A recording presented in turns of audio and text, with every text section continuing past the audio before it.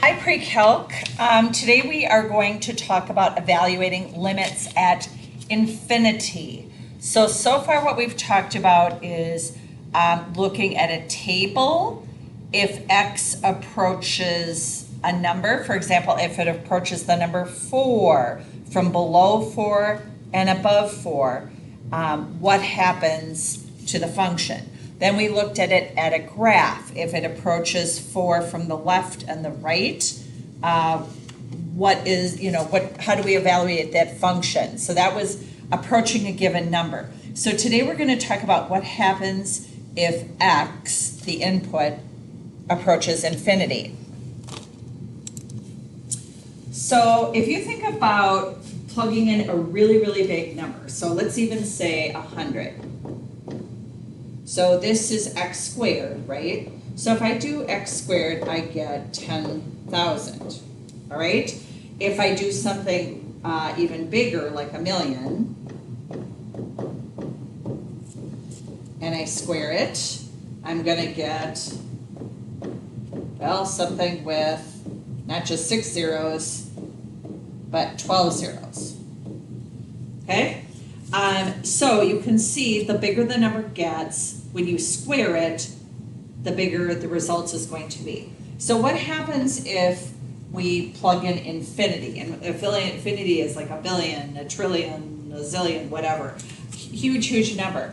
The result is just that it approaches infinity. Okay, so what happens if we have a fraction? Well, let's just start with 1 over 100. Let's plug in a bigger number, like 1,000,000. And we get 0.000001. So again, the bigger the number you plug in, the smaller the number gets. It looks like it's getting closer and closer to 0.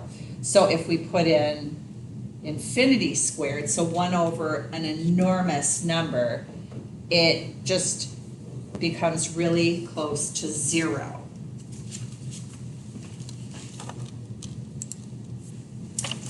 So if we have something like this, 3 plus 1 over infinity, well, I have a 3 besides 1 over infinity.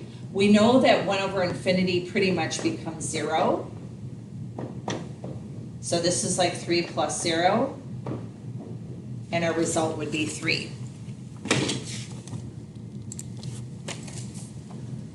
What happens when the degrees of the numerator and the denominator are the same?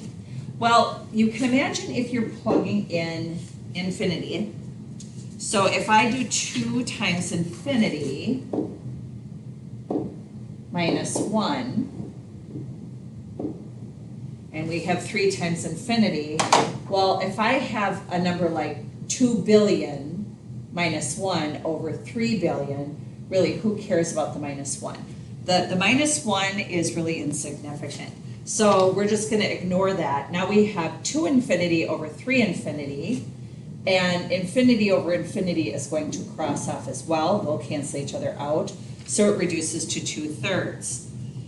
If I look at a number like 15x squared minus 1, I'll do the same thing. 15 infinity squared minus 1, 2 minus 3 times infinity squared. So again, if we're talking enormous numbers, we don't care about the minus 1. We don't care about the 2. Now we do have a positive over a negative here. So this kind of reduces to 15 infinity squared over negative 3 infinity squared, and the infinities are going to cancel out, and we end up with 15 over 3, which is negative 5. So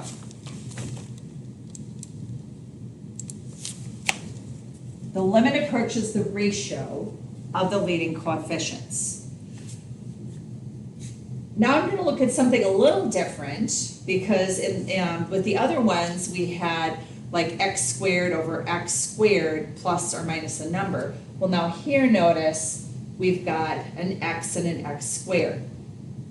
Well, if we're thinking really, really huge numbers, again, this x to the third is going to make the 4x really, insignificant. So like if we're talking 11 times a billion squared plus 4 times a billion, well, this is going to just keep getting bigger and bigger and bigger and overtaking the 4x. So the same happens on the bottom. Even though this is only 1 degree higher, this is going to keep getting bigger and bigger and bigger here, and it's going to overtake this, even though it's subtracting. So the 4x and the negative 3x squared will be overtaken.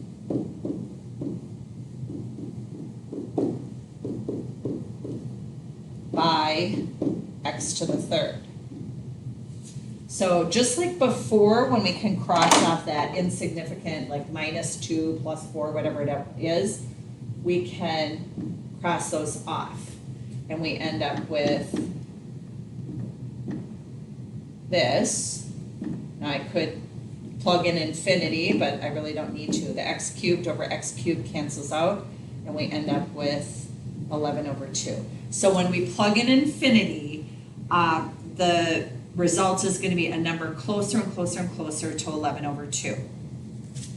Okay, so just looking at one more problem, these are the lead coefficients. So the lead coefficients are the same, they're the same, and the x squareds, they basically cancel out the 5x minus 1 and the negative 19x minus 12.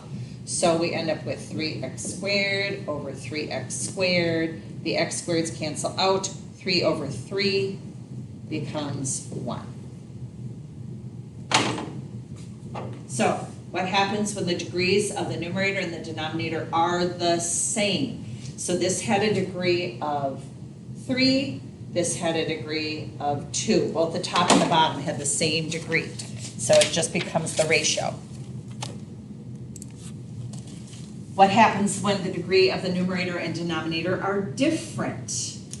Okay, so if you look at this, once again, we don't really care about the -1 in the denominator. X to the third overtakes 3x. It's going to become so much bigger that the 3x is insignificant.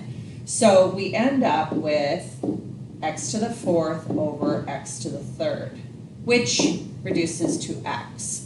Now, if I plug in infinity into that, I just get infinity. So if I plug in infinity, I get infinity. So the limit approaches infinity or negative infinity. So of course, if it were a negative fraction, that's what would happen. That's if the numerator is higher. Now what happens if the denominator is higher?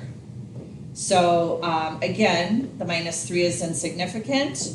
We have x squared over 2x to the third, which reduces to 1. Remember, there's an implied 1 there. Over 2x, which is 1 over 2 times infinity.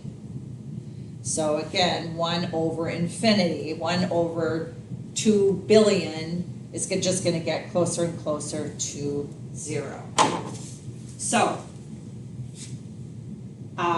what happens when the degrees of the numerator and denominator are different? Well, if the degree of the numerator is higher, the limit approaches infinity or negative infinity. If the degree of the denominator is high, the denominator is higher, it's going to approach 0.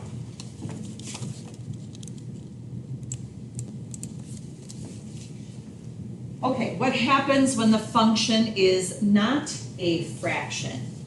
Well, you can probably imagine here, if we just plug in infinity cubed plus 2 times infinity, well, this is more infinity plus more infinity, which just leads to infinity. I mean, huge numbers plus more huge numbers, it's just going to keep getting bigger and bigger and bigger. Here, Again, if we look at 4x minus 8x squared, that kind of cancels out. So what happens when we plug in infinity here? Well, negative 8 infinity squared is 8 times infinity. We don't really care if there's an 8 there or not, because it's just going to be a really, really big number no matter what. But this time it is going in a negative direction. So it is going to go towards infinity. Okay, so in this case, the limit approaches infinity or negative infinity.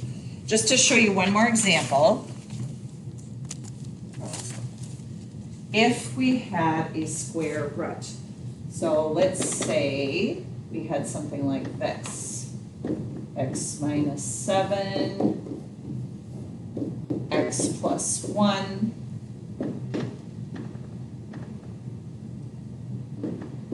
so again, just like before, we don't really care about the minus 7. When we're talking about infinity, we don't really care about the plus 1.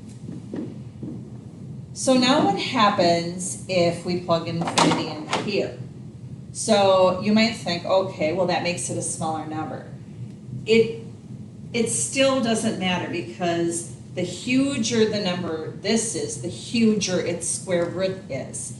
The huger the square root of that number is, the huger the square root is. So the square root of infinity is still infinity plus infinity, which gives us more infinity. I guess on that same token, if we were to do this and subtract it,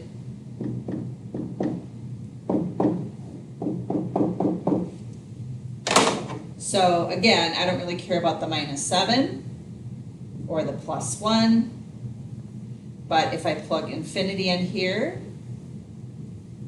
minus infinity, so that's kind of like square root of a billion minus square root of a billion.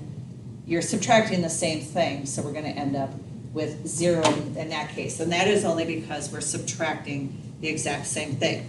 So that is evaluating limits at infinity.